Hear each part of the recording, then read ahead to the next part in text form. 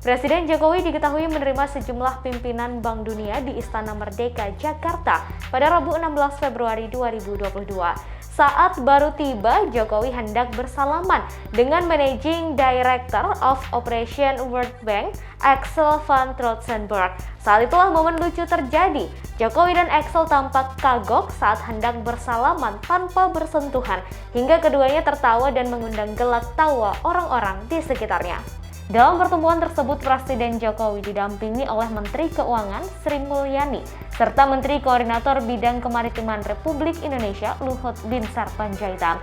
Pertemuan tersebut membahas banyak hal penting, beberapa di antaranya seperti presidensi G20 Indonesia, transisi energi, lingkungan, penanganan pandemi, hingga isu-isu kawasan.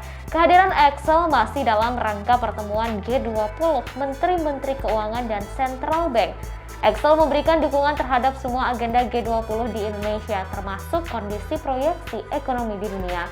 Tak hanya soal perekonomian, tapi juga soal kemanusiaan. Luhut mengatakan dalam pertemuan tersebut Myanmar juga turut dibahas.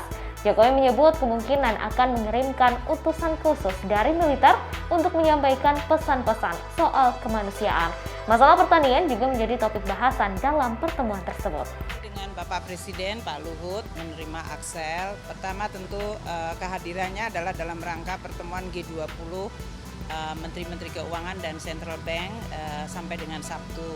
Dalam pertemuan bilateral tadi, tentu Axel sebagai Managing Director dari Operasi Bank Dunia memberikan support terhadap agenda-agenda G20 di Indonesia, baik itu menyangkut kondisi proyeksi ekonomi dunia yang tentu di satu sisi ada pemulihan tapi banyak negara yang masih tertinggal.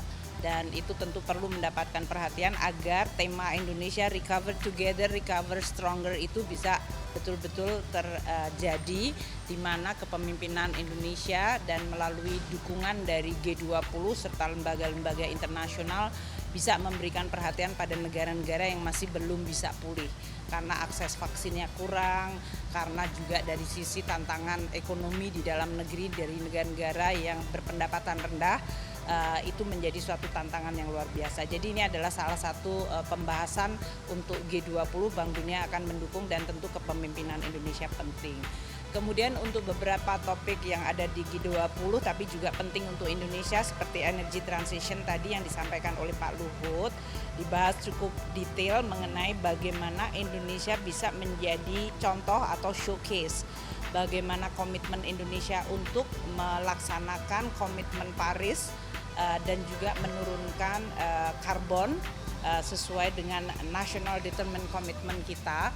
Namun itu hanya akan bisa jalan sesuai dengan ambisi net zero di dunia kalau dunia internasional mendukung Indonesia.